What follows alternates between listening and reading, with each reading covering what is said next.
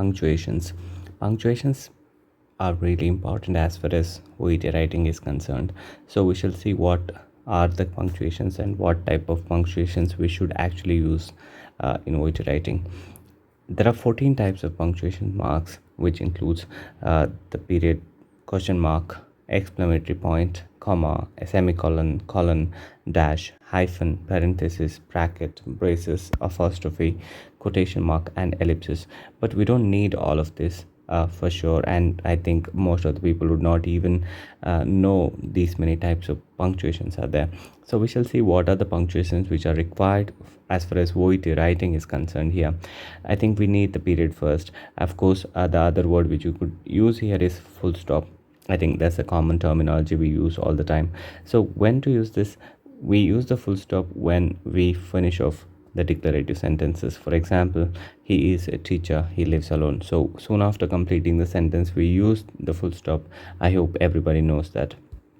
The next thing we use quite a lot in OET is comma, and comma is used to separate clauses, phrases, and words in a sentences. It also used in numbers, dates, and letter writing after the salutation, as well as when we want to use the closing. I think instead of explaining the whole details here, I'll just go to the example where exactly we use the comma as far as OET writing is concerned. First time we use comma after writing the salutations, that is, dear Mr. Gerald Baker, and we should put a comma, and this will be written before the introduction. Just be aware of that.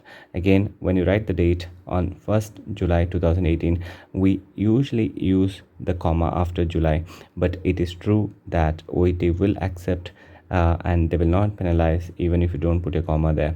Then you should put a comma after writing something called additionally or during hospitalization, upon discharge, upon arrival, upon admission, everything. You should write a comma there, because that's called introductory phrase.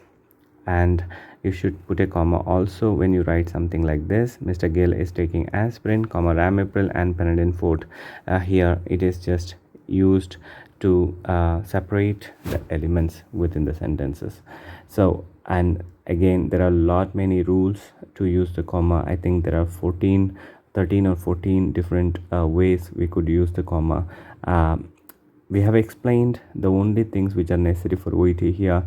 For the learning purpose, it's always good to know, and please make sure that you do the research and find out what or where else we could possibly use the commas, which is really beneficial. The next thing which we use is colon.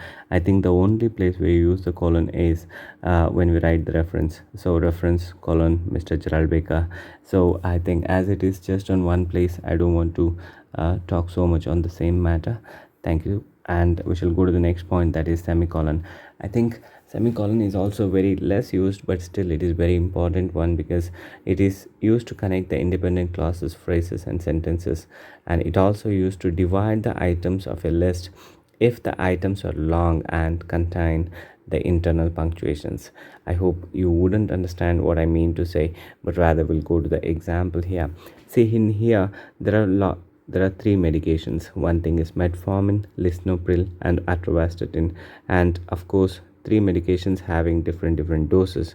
But the problem is they are given in a different timing, and they have a different instructions as well. Like, the metformin has to be taken with his evening meal, and lisinopril and atorvastatin should be taken once a day. In the sense, once a day is a frequency, and with this evening meal is an instruction. I mean, it can be once a day as well, but still it looks like an instruction rather. So here, if you, it is already having one comma after metformin as well, so that's called internal punctuation. But why do we use a punctuation comma after metformin here? Because though it is just one drug and the information about one drug, there are three things in it. For example, there is a drug name that is called metformin, there is 1000 mg, there is a dosage, and there is an instruction with this evening meal. So again, it should be a confusing thing if you don't put a comma after metformin. That's why we have put a comma in order to keep the separation between the dosage as well as the drug name. So there is a requirement of comma. Again, why do we need a semicolon after evening meal? Because this evening meal 1000 mg, it belongs to the metformin only. So in order to keep distance from the lisinopril and atorvastatin, and the metformin, we have put the semicolon. So if there is a semicolon, how it happens is metformin 1000 mg with this evening meal, it is completely separated with the next things which we have written, that is lisinopril 110 mg and atorvastatin 20 mg, both once a day. So basically it's like two things very clearly. It is one thing is about metformin 1000 mg and the other thing is about lisinopril and atorvastatin. In order to decrease the confusion and not to have confusions at all, we use this semicolon in this way. I think I hope you understand the punctuations which we use in OET writing. If you do not, please let us know and stay tuned for the next video as well. Thank you so much for